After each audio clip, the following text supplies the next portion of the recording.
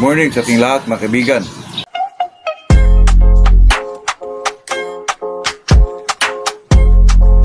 Andito na naman tayo sa ating usapang magmamanok po. Bago tayo mag-umpisa mga kaibigan, shout out muna tayo sa ating mga viewers o mga subscriber natin po. Bago tayo mag-umpisa mga kaibigan, kasi kahapon may nag-message sa akin. Kasi yung topic natin kahapon mga kaibigan ay yung tungkol sa sisiw na ano lang natin mga kaibigan, nandun lang sa kulungan po for about 3 months. Hindi ba daw masira yung mga paa? Hindi ba daw magkaroon ng yung tinatawag nila kanong kaibigan, yung magkaganon, yung may diferensya po, yung magkabalda po. Kasi sa kulungan daw, totoo naman yun mga kaibigan na medyo may iba talaga magka-diferensya, kasi lalo na pag ang apak ka ng yung kawayan lang ginagamit mga kaibigan, ito lang magka-diferensya po. Kasi yung iba pa, yung kawayan kaibigan maano pa yung tiil, malusot pa dun sa, pero pag ang ginagamit yung mga kaibigan ay yung screen, tapos lagyan nyo pa ng medyo batugan nila sa loob, ay hindi po yan hindi ko magka-diferensya ang mga paa dyan mga kaibigan, kasi ilang bisis ko na yung ginawa dati pa. Pero mga 10 lang po, ano kayo ng kulungan na medyo makasya lang sa 10, maganda talaga yun mga kaibigan. At saka ilang bisis ko na yung ginawa mga kaibigan na dyan lang talaga sa kulungan hanggang mag 3 months po. Pero yung kulungan na yun mga kaibigan ay screen ang po sahig niya, hindi ho mabalda yung manok doon mga kaibigan. At saka hindi ho magka-diferensya yung mga paa nila po. Kahit umabot sila ng 3 months yan, basta hindi naman sila masyadong masikip po. Totoo yan mga kaibigan, kasi pag pinagala mo yan talagang imposible hindi magkasakit yan kaibigan. Kahit umabot na nga ng 3 months mga kaibigan, pinagala mo, may iba dyan, matamaan ba yan? Totoo yan. Yung coccidiosis mga kaibigan, totoo yan mga kaibigan, na medyo may dugo sa ipot nila, ay talagang lumalabas yan po. Kaya tayo, pag nabuhay na sila hanggang 3 months doon sa kulungan, ibaba natin sa limber, tapos anuhin na naman natin sa hapon po, ano naman natin sa kulungan po. Talagang ganun mga kaibigan. Pero medyo matrabaho mga kaibigan, pero kung gusto mo talaga mabuhay yung sisiw mo, ganun talaga ang gawin mo po. Ako naman dati mga kaibigan, ganyan naman talaga.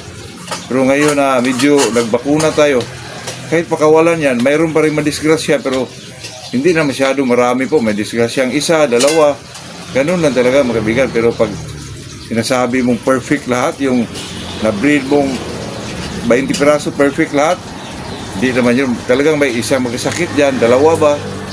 Pero yung mga kaibigan, malunasan mo na yun. Pero sa akin, pag medyo matagal malunasan mga kaibigan, hindi ko na yun, i-out ko na yun mga kaibigan. Mas maganda talaga yung hindi ka talaga nakaranas ng sakit po. Kasi pag nagkasakit na yung isang manok mga kaibigan, kahit sipon lang o parang maapektuhan yung lakas nila po. Totoo yan mga kaibigan. At saka madali na lang silang makapitan ng sakit po pag medyo nakaranas na mga kaibigan, lalo na pag sipon, talagang bumabalik na rin yan mga kaibigan. Madali lang silang matamaan ng sipon po.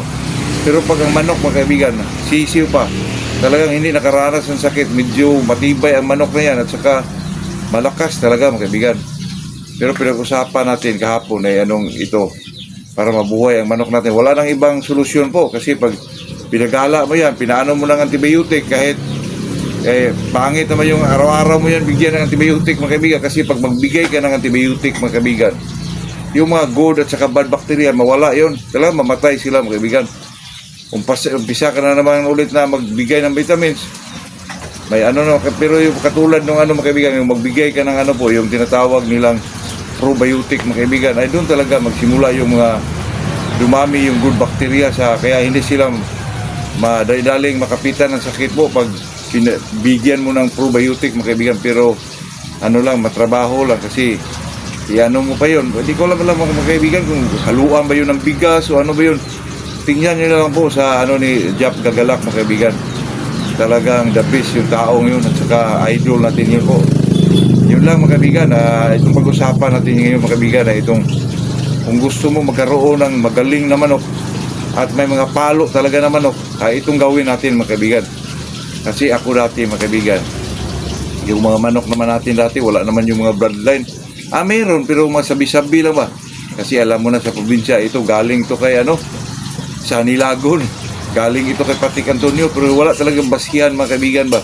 Di katulad ngayon na through social media, talagang makakuha ka talaga ng yung mga legit na bloodline na manok po, ng manok po. Katulad sa atin, ay talagang yan, talagang legit yan na sa rin na tinakuha. Nakakuha din tayo kay EEG, pero true earwax na lang mga kaibigan, kasi itong magpamanok tayo. Kahit dyan lang tayo sa mga breeder vlogger, pakiramdaman mo rin yung mga video nung kinunan mo po, yung tulad kay earwax, pinakaramdaman ko yun mga kaibigan kung saan siya nakakuha ng golden boy. Yung golden boy niya, bandirado ba o maganda ba ang kulay, maganda bang magbigay ng palo, pakiramdaman din natin yun mga kaibigan. Makita naman natin yun sa video kung anong kurmahan ng manok na kinuha niya, na talagang legit din na nakuha sa mga big time breeder po. Kaya kung ganun mga kaibigan, yung mga offspring doon mga kaibigan, talaga magmana din yun. Huwag kayong maniwala mga kaibigan, kay earwax lang yan o kay ano lang yan. Yung mga taong yan mga kaibigan ay din yan, nag-study din yan about breeding po. Kaya sinasabi nilang street breed mga kaibigan, kasi nagpalabas din silang mga pure na manok mga kaibigan, katulad ng mga golden boy 5K. Pinaano din nila yun mga kaibigan, pinapapuro din nila. Kaya ay sila naman ay kumukuha yan ng mga tryo. Alam naman natin mga kaibigan, pag tryo hindi magkapatid yan. Paglabas dyan mga kaibigan ay automatic na yun mga kaibigan, na talaga pure golden boy na yun or pure 5K na yun. Yun talaga. Kaya sa atin dito mga kaibigan, bilang isang magmamanok, ang topic natin ay paano tayo magkaroon ng magaling na manok at talaga may mga palo na manok. Kaya sa akin talaga mga kaibigan, gusto ko ang mga kaibigan na talagang yung may mga palo talaga, kasi yung mga may palo na manok mga kaibigan, may cross mo yan ng 3 bisis o 4 na bisis, ay magtaka ka biglang gumagaling po. May mga ilag na, may mga salta na. Kaya hindi tayo mabahala dyan mga kaibigan kung talagang palo lang ng palo. Basta tingnan nyo lang mga kaibigan na maganda talaga ang cutting po, na medyo talaga sumabit talaga mga kaibigan pag pumalo ng isang manok po. Totoo yan. Ako mga kaibigan, dati po may makita akong medyo magaling pumalo sa kapitbahay namin. Hiramin ko yan mga kaibigan ng 2 weeks po. Pakastahan ko yung inahin ko na medyo ang kapatid din na medyo may kagalingan. Ipaglabas ng mga offspring doon mga kaibigan, pag medyo umabot na ng mga 7 months, talagang may mga palo na rin. Lalo na mga kaibigan pag makita mo sa sabungan na medyo nanalo po, at saka relentless yung mga palo na isang manok, at saka talagang magaling mga kaibigan, talagang magaling ang cutting po, at saka super pumalo po. Yung talagang matagal huminto kung magkikik mga kaibigan. Talagang gustong gusto ko yung ganun mga kaibigan, kasi talagang makaano pa yun mga kaibigan, makaganti pa talaga yun. At saka yung mga manok na gano'n mga kaibigan, makita mo sa sabungan, pag may pira ka, ako dati mga kaibigan, talagang bilhin ko po. Dati yung 3,000 mga kaibigan, napakamahal na yun, pero ngayon parang mura lang. Pero kung sa sabungan lang mga kaibigan, kasi mga process lang naman yan, yung makuha mo sa sabungan, pinakamataas na yung 3,000 dyan mga kaibigan. Kung mayroon na medyo mahal, mga 5,000.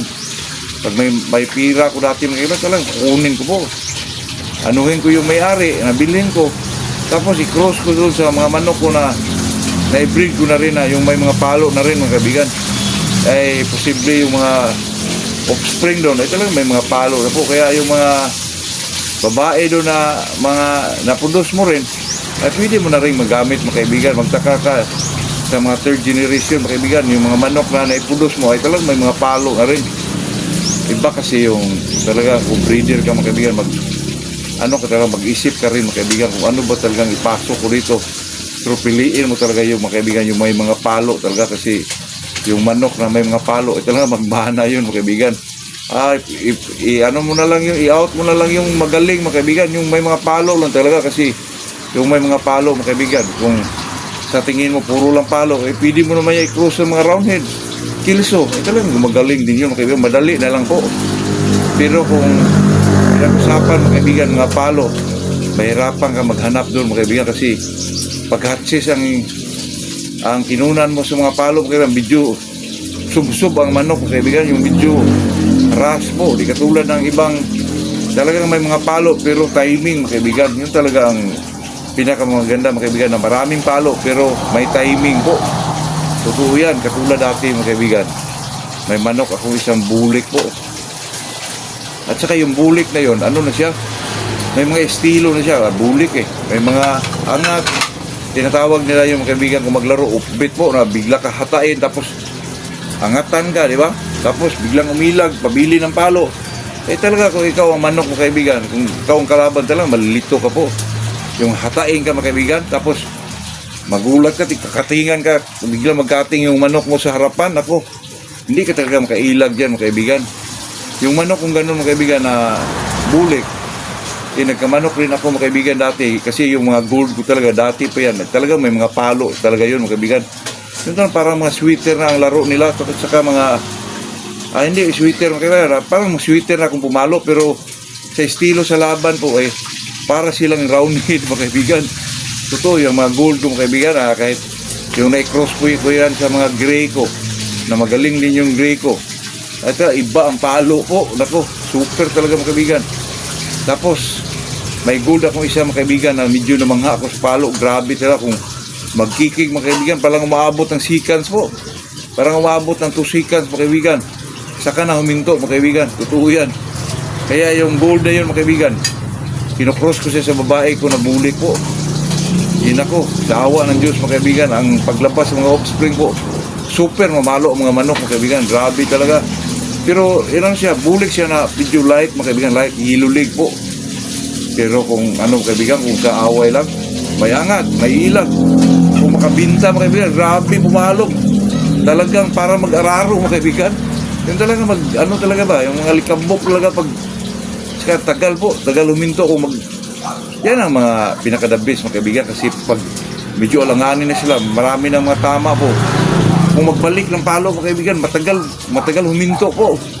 Naku, talagang medyo may tendency talaga na makaganti talaga mga kaibigan. Yan ang hinahanap ko sa manok po. Kaya kayo kung gusto nyo maging may mga palo din yung manok nyo mga kaibigan, maghanap kayo ng manok na medyo may mga palo talaga, saka i-cross nyo sa mga manok nyo na inahin po. Ay, talagang magulat kayo mga kaibigan. Yung mga offspring na lumalabas dyan, yung mga lalaki, kasi sa mga eksperto mga kaibigan, sabi nila magmana sa babae po. Pero magtaka kayo, ay talaga yung manok nyo ay talaga may mga maayag din mga kaibigan na maabot ng seconds po. May mga manok talagang ganyan mga kaibigan, pag magkikig ayag bibi po, matagal talaga huminto mga kaibigan, maabot ng iba 2 seconds nga iba baka 3 seconds pa. Totoo yan mga kaibigan. Ito tandaan nyo po, pag may makita kayo sa kapitbahay nyo lang na talagang may mga palo talaga. At saka hindi lang palo ng palo, yung palo na may timing ba mga kaibigan. Marunong siya mag-timing kung paano niya paluin yung kalaban, di ba? Tapos may timing. Pero accurate yung palo, yung tinatawag nilang cutting mga kaibigan, na pag pumapalo yung manok, talagang sumasabit po, lalo na pag may dala ng espada mga kaibigan. Tuo yan. Kaya sa atin dito ay hindi naman ito pagmamayabang. Sa atin ay sinasabi lang natin mga kaibigan kung paano natin gawin yun. Kasi pag tayo naman talaga, pag gilid-gilid boysen tayo, mga inato lang ba mga kaibigan, yung pag-gilid lang talaga, yung walang mga pira, maghanap din tayo ng ano po, ano lang naman yan, maghanap naman talaga tayo ng medyo may mga palo na manok. Kaya pag wala tayong mabili ng mga bloodline, maghiram tayo sa kapitbahay natin na nakita natin na superb ang mga cutting, hiramin natin ng mga 2 weeks mga kaibigan, ay talagang makakuha na tayo ng dyan, similya yan mga kaibigan, totoo yan. Ito kasing magmamanok tayo, talagang lugi tayo sa may pira, kasi yung may mga pira mga kaibigan, makapili talaga sila ng bloodline. Kasi ngayon madali na lang sa atin kaibigan na makakuha ng mga authentic na bloodline through breeder vlogger po, totoo yan. Kaya pag tayo gilid boys, walang pira, talaga manghiram tayo po yun sa mga kaibigan natin, kapitbahay natin. Pero para pahiramin ka talaga mga kaibigan, ito kasing magmamanok tayo. Pag pumunta tayo sa mga kaibigan natin na nakita tayo sa manukan nila na ano mo naman mga kaibigan, huwag kayong magbayabang na sa akin, ang ganda, ang layo lang nito, gano'n.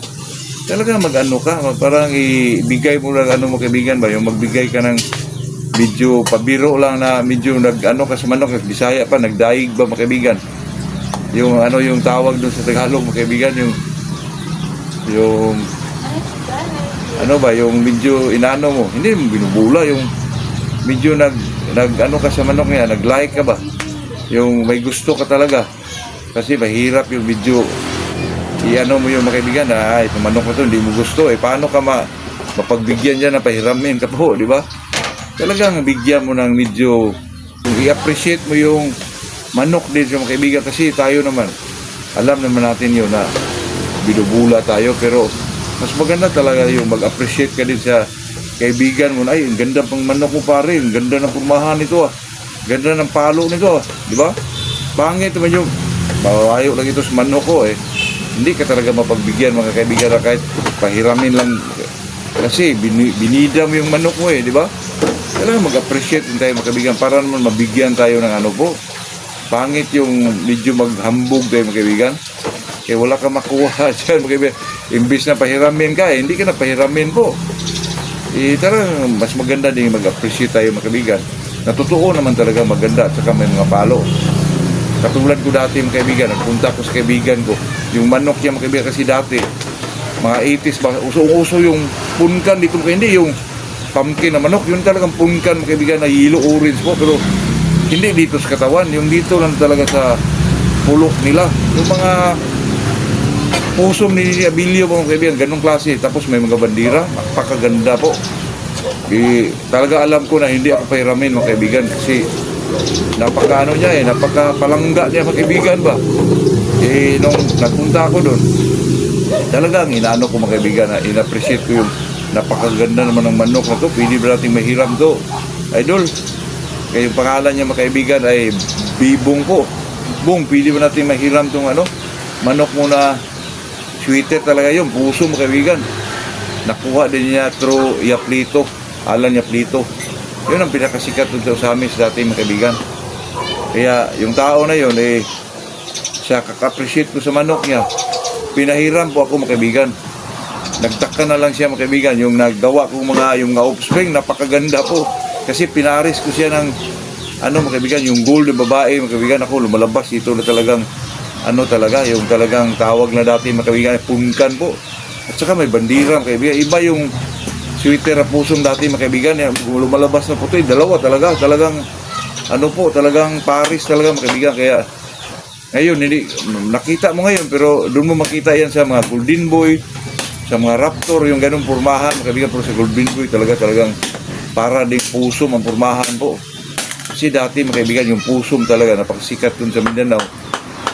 Saka yung taong yun, napahiram ako, nakaproduce ako ng medyo talagang magagandang manok po. Totoo yan, kasi itong magbibreed ka mga kaibigan. Nagtaka siya na ang ganda ng mga manok ko. Kasi ito, sabi ko kaibigan, pag talagang may mga tao talaga na medyo marunong mag-alaga ng manok, kahit mga pinapakain na medyo mumurahin lang kaibigan, pero talaga marunong siya sa timing.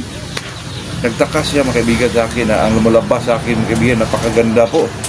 Nagpaligo tayo naman mga kaibigan sa isang buwan, isang bisis lang Pero nagtaka siya mga kaibigan na lumalabas yung sa kanya, kasi mga kaibigan medyo hindi masyadong light. Mayroon talagang ganyan mga kaibigan na paghira mo sa iyo, lumalabas yung mga light, kasi pinaris ko rin siya sa mga gold ko mga kaibigan, na nakuha ko rin sa isang parang din yung mga kaibigan, parang reject nakuha ko. Yun ang ikinocross ko mga kaibigan. Na-cross na yun ng mga limon guwapo po. Kaya talagang naano siya mga kaibigan. Nangingi pa nga siya mga kaibigan ng babae. Sa kanya yung fruit cup, binigyan din natin mga kaibigan, pinapapili din natin po. Ganon talaga mga kaibigan. Pag tayo ay isang magmamanok,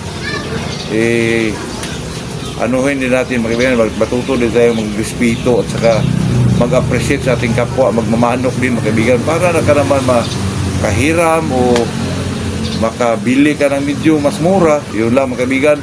Magandang umaga sa ating lahat po.